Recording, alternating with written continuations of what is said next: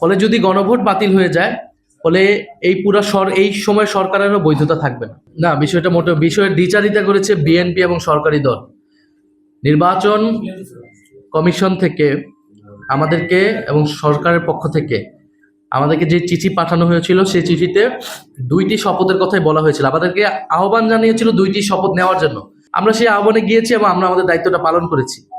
কারণ আমরা মনে করি আমরা শুধু সংসদ সদস্য হিসেবে নির্বাচিত হইনি, আমাদের জনগণ আমাদেরকে পাঠিয়েছে সংবিধান সংস্কার পরিষদের সদস্য হিসেবে সংবিধান সংস্কার করার জন্য। আমরা আমাদের দায়িত্ব পালন করেছি, বিএনপি তার দায়িত্ব পালন করে নেই। বিএনপি সংস্কারের বিরুদ্ধে, গণরায়ের বিরুদ্ধে অবস্থান করেছে, জনগণ সেটা বিচার করে। আমরা দেখছি বিভিন্ন নিম্ন আদালত থেকে কিন্তু ফ্যাসিস্ট এবং হত্যা মামলার আসামি তাদেরকে জামিন দেওয়া হচ্ছে। আবার আপনারা জানেন যে ভুয়া মামলাও হয়েছিল প্রচুর। এই ভুয়া মামলা কিন্তু এখন যারা সরকারি দল অর্থাৎ বিএনপি নেতাকর্মীরাই করেছে।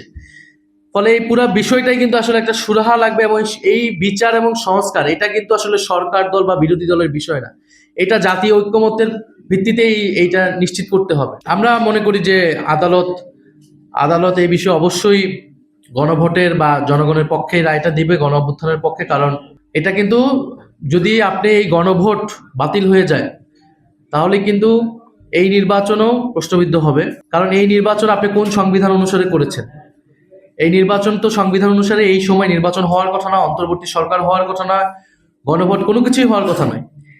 বিদ্যমান সংবিধান তো আগের সংবিধান, এই সংবিধান অনুযায়ী আগের সরকার বহাল থাকার কথা।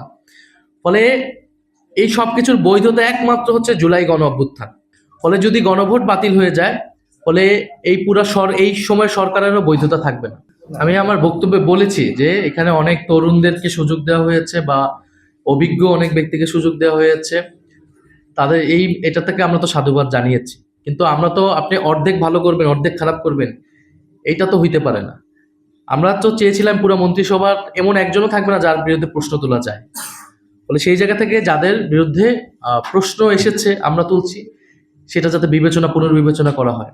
কারণ না হলে এই মন্ত্রিসভা আসলে জনগণের যে আকাঙ্ক্ষা, দুর্নীতির বিরুদ্ধে যে অবস্থান, সেটা তো আসলে নিশ্চিত করতে পারবে না। কারণ আপনি দেখেন আরো এরকম কয়েকটা বড় বড় বাজেটের মন্ত্রণালয়গুলো দেওয়া হয়েছে বিভিন্ন ব্যবসায়ী এবং যাদের ঋণগ্রস্ত যারা।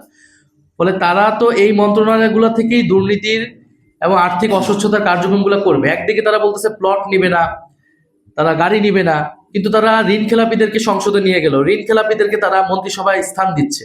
ইউএফটি ফার্স্টের সাথে ট্রেড করুন যে কোনো জায়গা থেকে। ক্যাম্পাসে ক্লাসের ফাঁকে, ঢাকার জ্যামে বসে কিংবা ঘরে বসে, ট্রেডিং এখন হাতের মুঠোয়। তাই ট্রেড করুন যখন খুশি, যেখানে খুশি।